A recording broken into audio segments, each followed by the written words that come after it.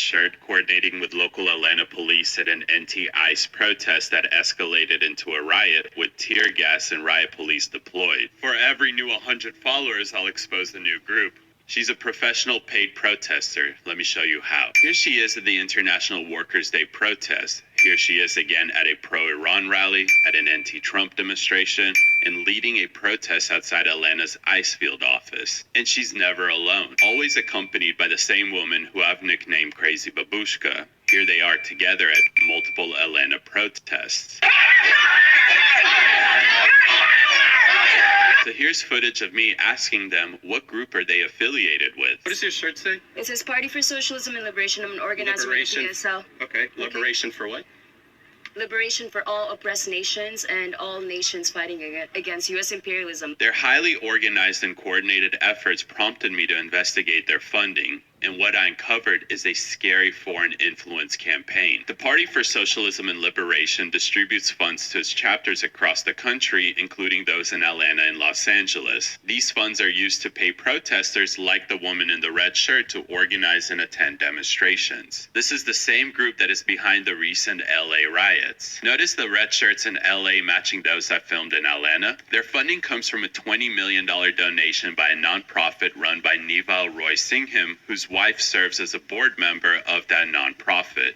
It's simple. $20 million is funneled to the United Community Fund, which then funnels money to PSL. The leader of the PSL, Claudia de la Cruz, also holds a leadership role in the People's Forum, a New York City hub where organizations like the PSL meet and strategize. Between 2017 and 2022, Singham donated $20 million to the People's Forum. Singham, a self-described socialist, lives in China where he regularly meets with Chinese Communist Party officials and attends their events. And that is how these protesters can afford to protest every single day. The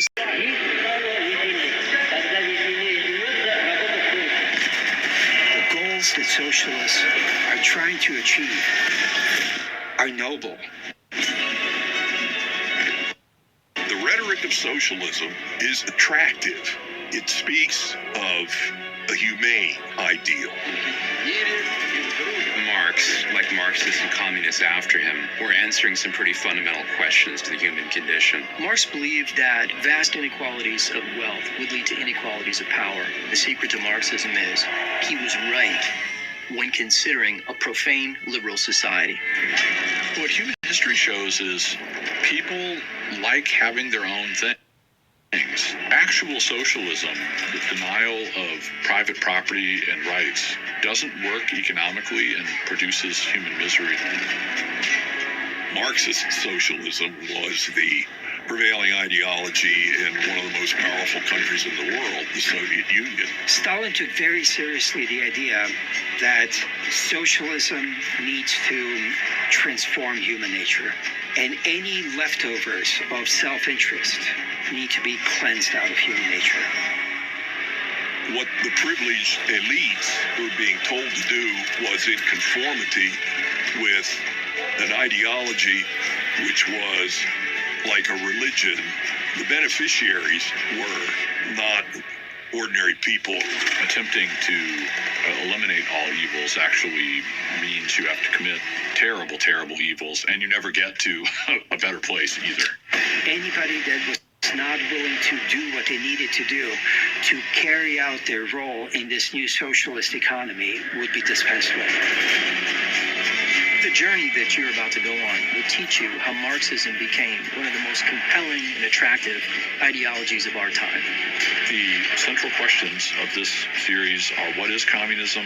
Why has it been so enduringly popular? And can it be good? Can it ever work?